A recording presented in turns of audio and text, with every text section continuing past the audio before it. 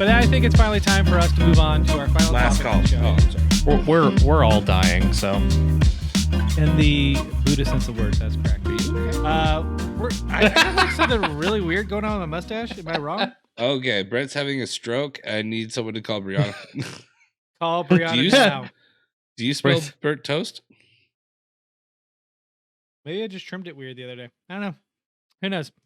Anyways, time to move on to my I think topic you're of the just show. weird. I got a screwdriver. I'm not afraid to use it. Get it? Ooh. Not the cocktail. Cocktail's right here. WB is we're going to be releasing all of its films onto HBO Max day and date in 2021. So all those films that are going to theaters will also be on HBO Max. This includes 17 major films, Matrix 4, Mortal Kombat re-release, as well as the Dune film. So these are some big titles there. On top of that, there have been a lot of reactions to this. AMC Theaters is, of course, very upset about this matter. They're talking about possibly not having WB films in their theaters at all, which I think is hilarious. Yeah, Yeah, we got Judas and the Black Messiah. I don't even know what movie that is. I don't either. But Malignant. See, some of these movies I don't know. The Little Things, come on, who knows what these are? But Suicide Squad, The Conjuring's newest film, Godzilla vs. Kong, there's some big titles. Christopher Nolan, furious about this, which is interesting because he actually worked with WB to have Tenet released in theaters during our pandemic in August of this year. But he is furious about it. He is stating that AMC is costing these publishing houses and these production houses money because of the fact they won't be making the money in theaters and they're not getting paid for this. Now, I don't know how true that is. It doesn't make a whole lot of sense to me as to why WB. Elsewhere. Yeah. why don't they go the Mulan route? Make people buy essentially a movie ticket to watch the fucking movie. See, like it's I not don't know. that's them terrible. making the money. It's AMC and them being mad they're not making the money. Correct. Yeah. Like That's why I thought it was AMC, weird. AMC I get, but AMC has to have some kind of realism to what the state of the world looks like and whether or not movie theaters are actually appropriate They don't give for a what's shit. going on right now. They That's really fine. don't. That's fine, but They're looking at these movies and saying, man, these are blockbusters. A lot of these will make us a lot of money. You should delay the release of these until we can put them in theaters so we can all Yeah. make the money that we need to from it.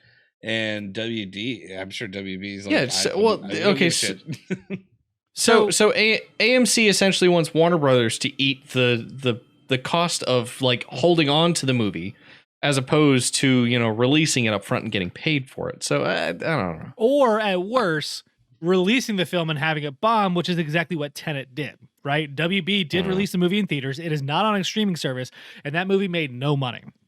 As far as It I apparently understand. made I'm the sure most we can money of Google any this. movie this year. Tenant box I mean- office sales. I mean, Um, in my opinion, with Mulan, for example, I think Disney made the right move of going ahead and re-editing or re-rendering the price movie for it was a little Yeah. for streaming platforms up front. For I not mean, we talked owning about it the- outright. I think it was expensive, but I mean, that's fine. Like we talked about the opinion on that 2-3 weeks ago, or And I'll talk however about many it weeks again, ago it was it's now. But I think that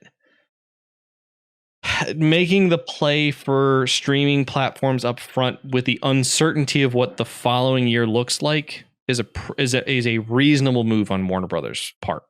I think that they're making the right move. So I'm going to dive into the rest of this real quickly before we continue our conversation. So what has happened is apparently over the course of the last month, Warner Brothers shocked everyone by announcing, of course, that Wonder Woman was coming 1984, and they were compensated by HBO Max for a specific portion of that actual cost, right? So WB is not going to make the income of the theater sales, and director Patty Jenkins has confirmed this. They went back and forth. They did all kinds of negotiations and meetings to figure out what would happen, and Warner Brothers is going to eat some of the cost of the film to make this happen on streaming. However, they're still getting paid for that film, just like Netflix pays contracts for films to come there or series or whatever. HBO also pays to have things on there. WB does have a contract with HBO Max to make these films come out. They just won't make the same amount of money in Wait, theaters as they would otherwise. Isn't WB No. owned by AT&T? Yes. Very well could be. No. They still If it is, of course that makes sense.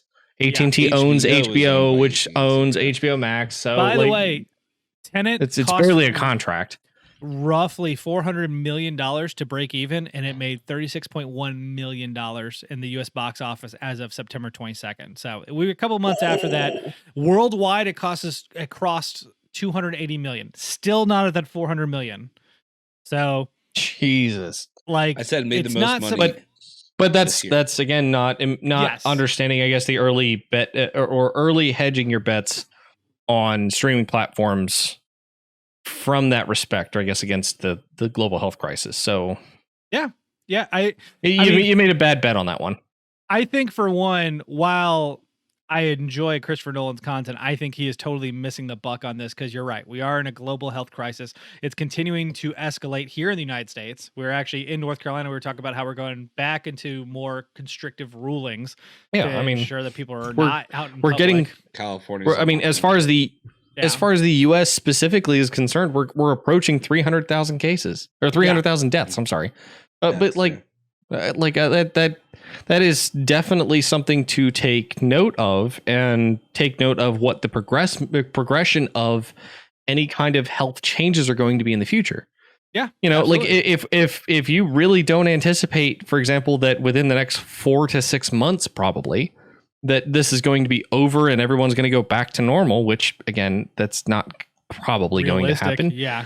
You're probably better off, if you want to release these movies and make money on them, go through a streaming platform. Sorry, AMC, your business is built on the idea of brick and mortar, and the world is changing to online.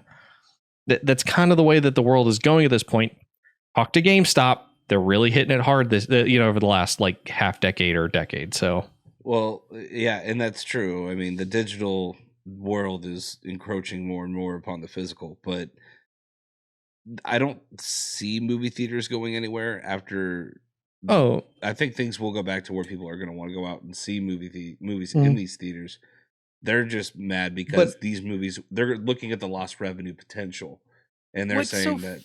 I mean, the lost revenue potential's already happened, and it's not because the movies aren't going to theaters. Yeah. That's not the reason. I mean, our own resident not movie seer, Dylan or Jaeger 3D. Anyway, he specifically talked about the last time he went to go see a movie in theaters, which ironically I think was Tenet. He said that whenever he went in there, it was like a total of 10 people. Yeah. In a movie theater that's probably built to house like 200, why? Like the numbers are low because nobody wants to go out and do this. It's not because the movies aren't showing up in theaters, and AMC can get mad all they want. But if the CEO is really getting mad at them or looking to pull their contracts or mess with anything as far as the way that the movies are released to them, they're just hurting themselves.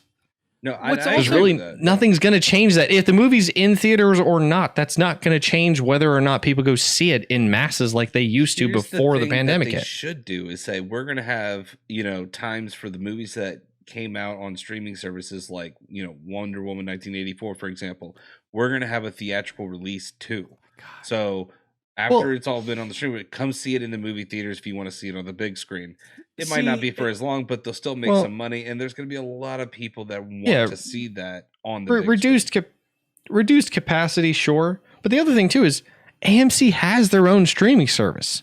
Yeah, they're just mad. They couldn't the buck there. Yeah, they could negotiate. Don't get me wrong. The majority of their money most likely comes from in person at the theater viewings. Yeah. But you can keep yourselves afloat probably online, which sure, not the point of a business, but like I don't know. They know that maybe I'm getting a little too worked up over this, but like, money, and they're saying we're swinging the only dick we have, and if you're not going to make money with us, that's a lot of money you're missing out on in the future. That's the only move they have. Well, there's another move, which is to make your streaming service more robust. They just refuse to do so. And maybe they are in the background and they're just feigning, or maybe not even feigning, but so much as putting want to go up. with AMC. I mean, when they can go with their own streaming service they own. Keep the money in house. they have a streaming service, they can negotiate for these films to be on the streaming service first, right? So you could say, hey, because MoviePass is dead, but AMC has their own subscription service thing where you could go and watch a certain amount of films. You tie that in now to your streaming service, and guess what? You're first one to see Day and Date, Tenet, and all these other WB properties because we've put the money into it. There's and therefore room to HBO, negotiate. Amazon, everyone has to wait. Yeah, there's room to negotiate those contracts. Like you are okay. Like we've already heard about movie theaters, or movie theater companies like Cinemark and AMC coming in and negotiating contracts with some movie producers, like Warner Brothers being one of them. By the way, almost every single blockbuster that Christopher Nolan has worked on is a Warner Brothers film. Dunkirk, Interstellar, Inception, all the Batman films, Tenet, all of them are Warner Brothers films. So Jesus. But I mean, I guess my thing is maybe he's just backing them up. But I got you. I guess my thing is that what was I saying before that? My brain got. I apologize. My entire train. We're talking about the streaming services and contracts and the ability to negotiate. Oh yeah.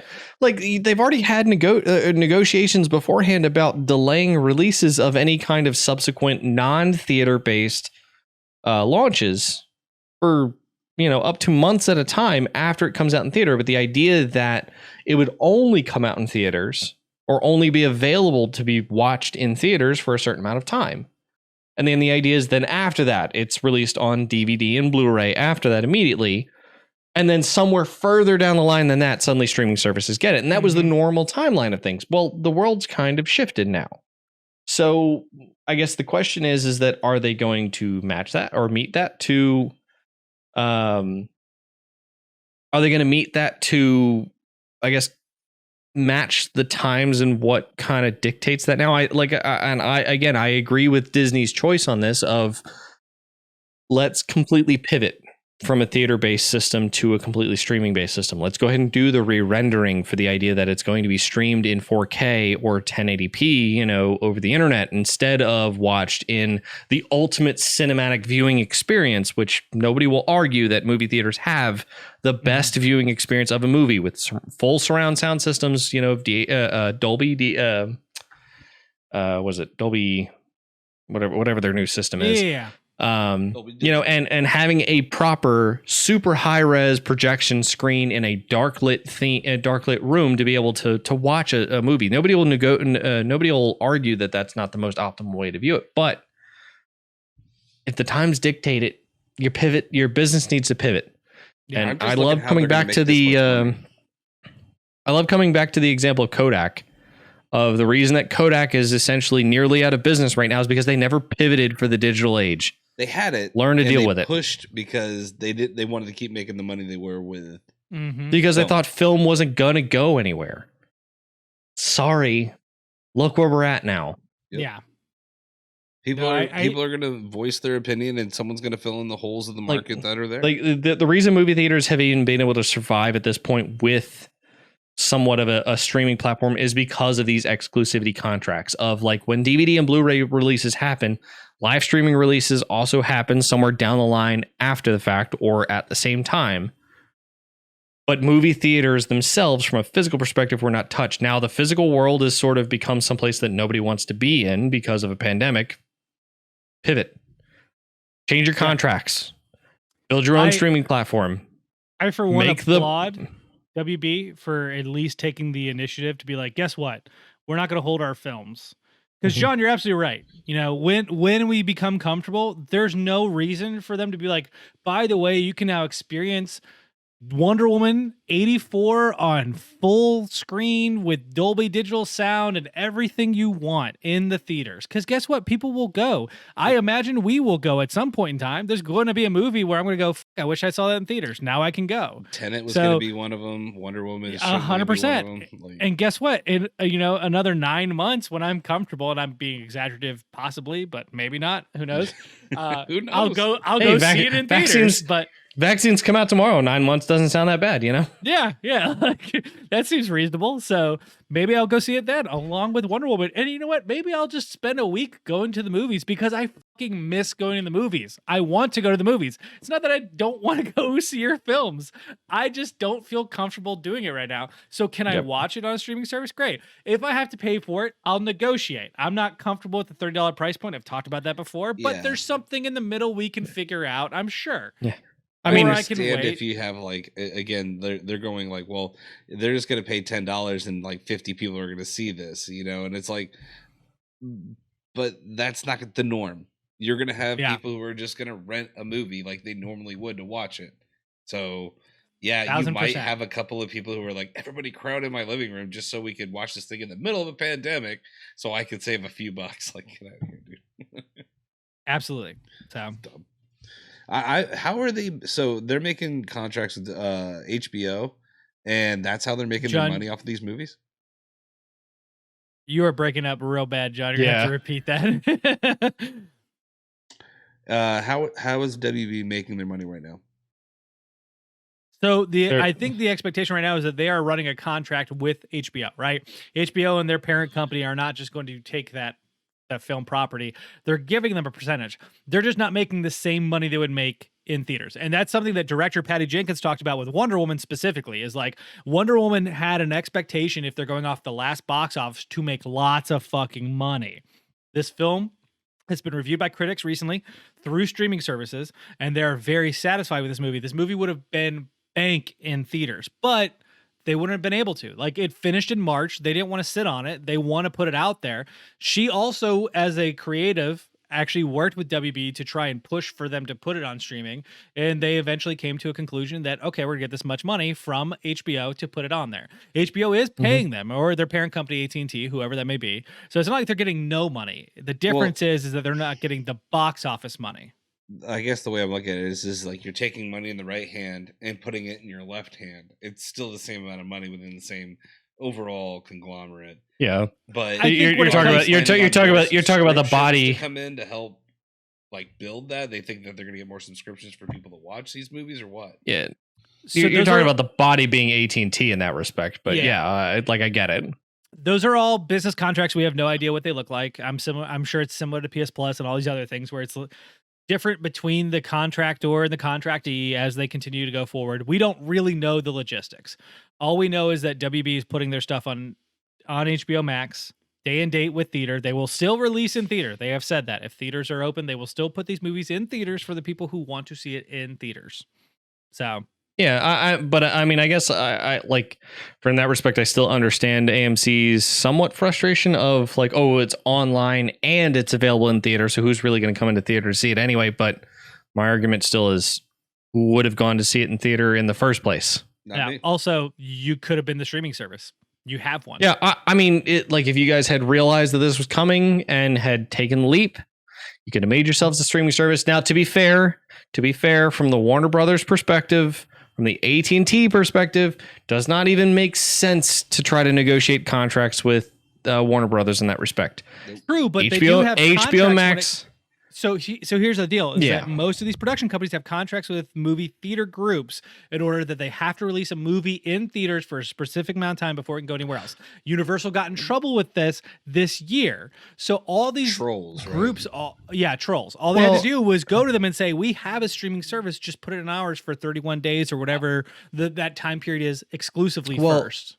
Well, and remember that the contracts, because I know the three of us here are avid John Oliver watchers anyway.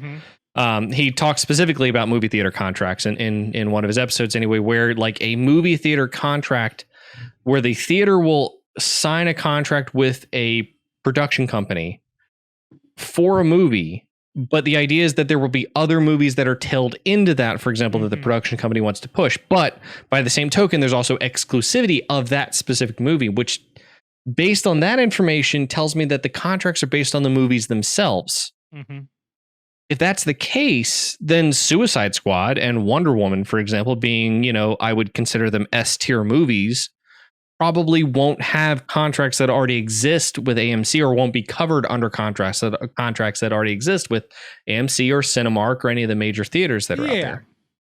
But again, you could renegotiate that contract. That's the point. You put yourself on the market. You want to make yourself viable. You want to last throughout this situation where you can't put people in actual physical seats.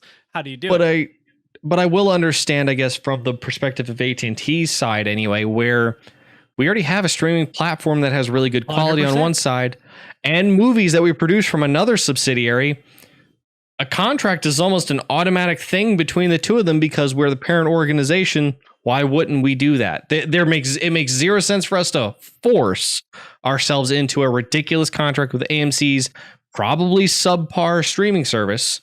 It would depend on the contract, right? Because you would still want to make money. And you're only making so much money from your HBO subscription service. You could arguably make more money, especially if you say, hey, we're going to AMC for 30 days, and then after that, I'll be on HBO Max. Well, the people who want to watch it will watch it there. Right. And the other argument to be made, too, is that what does that do with the relationship between Warner Brothers and AMC? 100%. I think they're banking on the fact that AMC won't be around in a year. The world will inevitably reopen. Yeah. And if AMC is around when that happens, and AMC is a pretty big company. Yeah. If AMC is still around when that happens, I mean, you're going to have a hard time if suddenly it's like, well, first off, Justice League, aside from Wonder Woman, like Justice League and a lot of the DC Universe stuff is, to be fair, against the Marvel side of things, is not quite up to snuff. Like, don't get me wrong, they're good movies, but I would argue that the Marvel, the MCU is arguably better from a film perspective, current gen.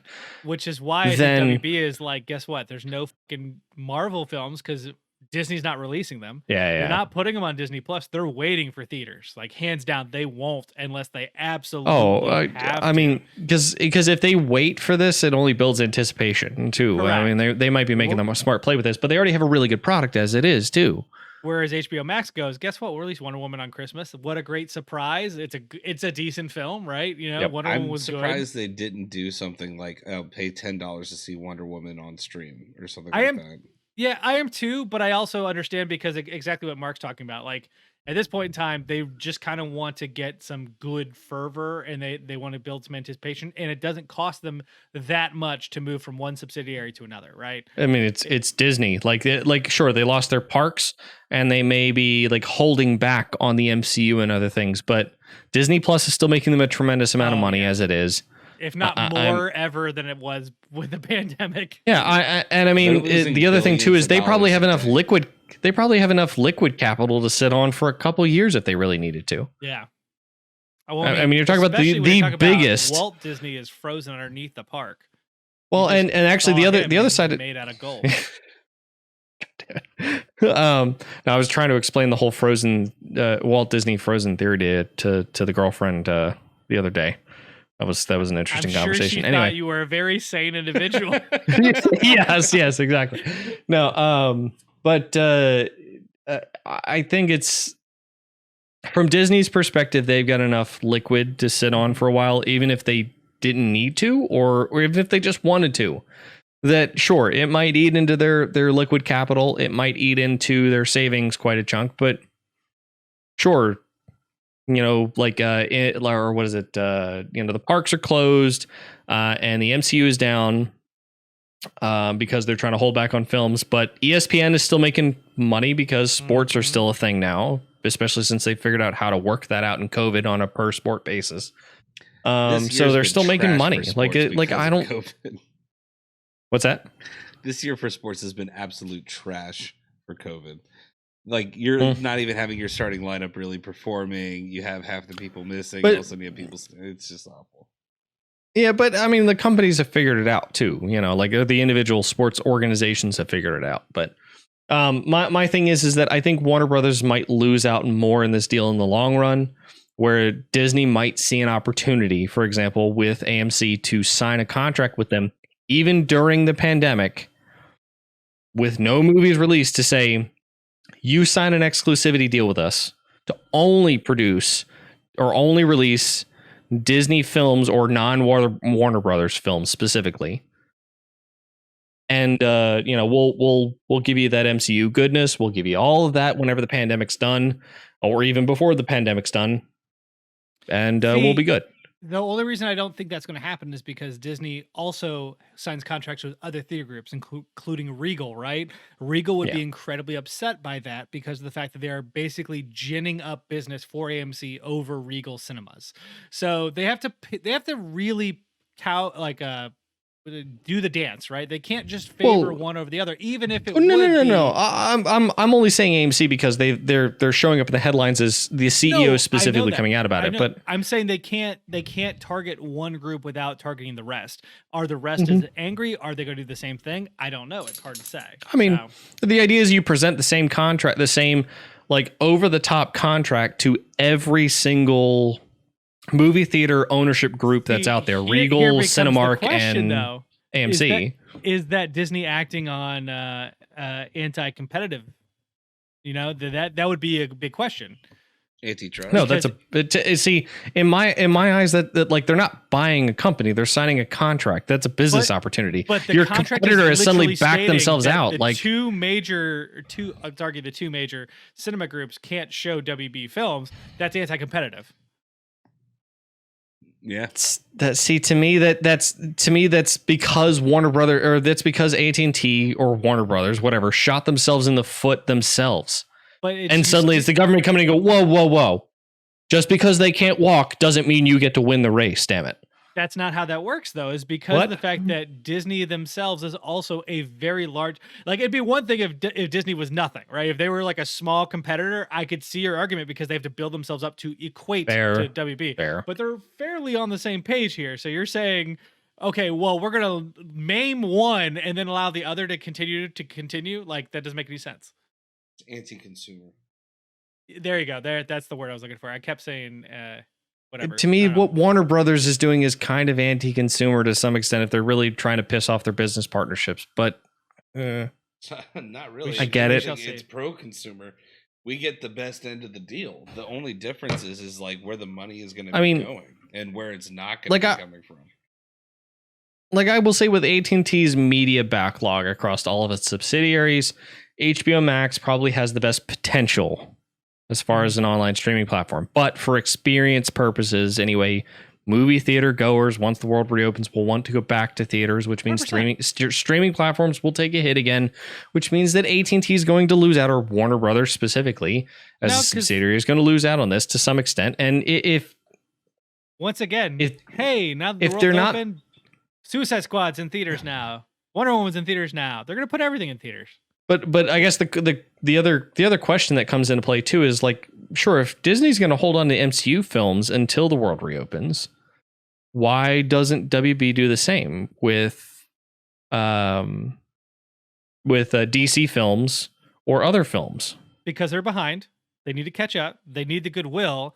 And once it all comes back into theaters, they can throw literally every film in there. Whereas they know Disney won't drop every MCU film because they need the first one to garner enough hype for the next one. Whereas I guarantee you in August of 2021, we'll have Wonder Woman, Suicide Squad, and whatever other DCU film that was in streaming is going to be open in theaters. I have to wonder if this whole thing is a test. If they're just saying, well, let's try this. Let's do this. If we can't get whatever it is they're going for, whether it's more subscribers for HBO, whatever the cost is, seeing if it's going to be worth the cost to benefit ratio to, you think about it, WB is using what their losses were going to be for a potential gain in another part of their company, their conglomerate, their corporation, whatever you call it.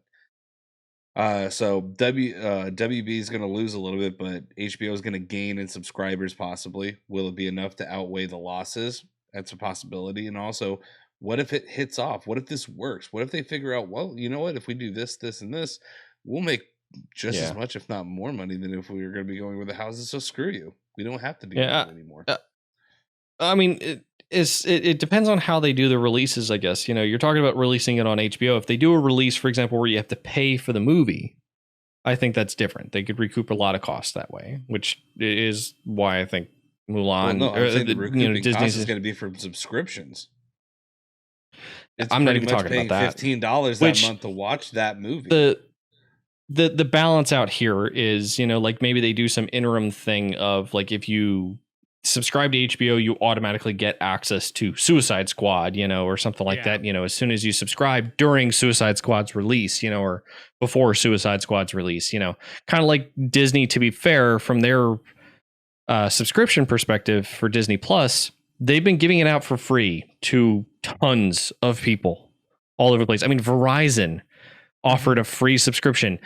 Like there are other like combined, like you can do combined subscriptions with all the other Disney services, for example, for ESPN Plus, Hulu and ESPN Plus, which I'm not going to say is great because I tried looking into it. You can't get the non-ad version of Hulu, so what the hell was the point for me? Like I can't do that. But my time is important.